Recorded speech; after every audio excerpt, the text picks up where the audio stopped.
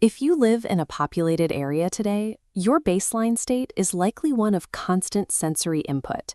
With notifications, traffic, and competing demands, your mind is probably racing right now, leaving you desperate for a quiet escape.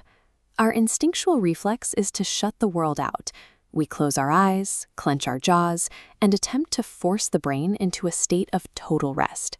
This is a biological feedback loop. Inputting an effort to relax makes your brain treat noise as an obstacle, directly increasing neurological agitation. Pushing for peace drives this agitation higher, creating secondary stress that locks the nervous system into a paralyzed state.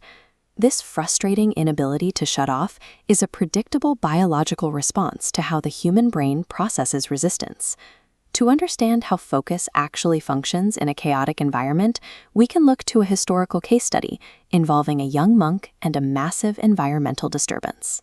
A young student traveled to a remote mountain monastery, seeking absolute silence for his meditation practice. Retreating to a small hut high on the cliffs, he sat in a formal meditation posture and began an earnest attempt to quiet his mind. A massive, roaring waterfall stood right outside his window.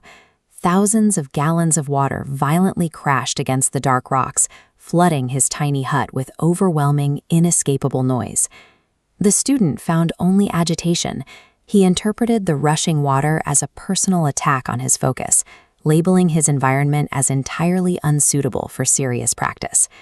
The error was applying active mental effort to fight a physical reality that could not be changed. Resisting the external noise simply manufactured internal chaos. Frustrated, the young monk approached his master to declare the situation impossible.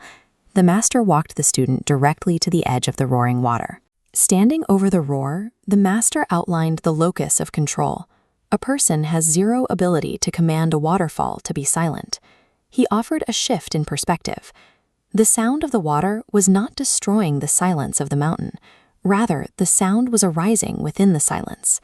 When we label a sound as a disturbance, we create a rigid mental barrier, trapping noise in our attention. Observing sounds without labeling them allows this barrier to dissolve. Releasing the effort to judge allows you to experience pure sensation, evaporating all resistance. This principle was taught by the Buddha. Peace is a state achieved strictly by releasing effort rather than applying it. The roaring water was never the source of the monk's problem. His own rigid resistance to the environment was the sole cause of his suffering. If you live in a busy city or work in a chaotic environment, you are standing on that exact mountain. Modern life is surrounded by waterfalls, notifications, traffic, and a constant stream of uncontrollably racing thoughts. When the mind is disturbed by these factors, the practical response is to stop fighting the noise. Left alone without forced effort, the mind eventually settles into its own baseline rhythm. True patience is the practice of finding stillness within movement.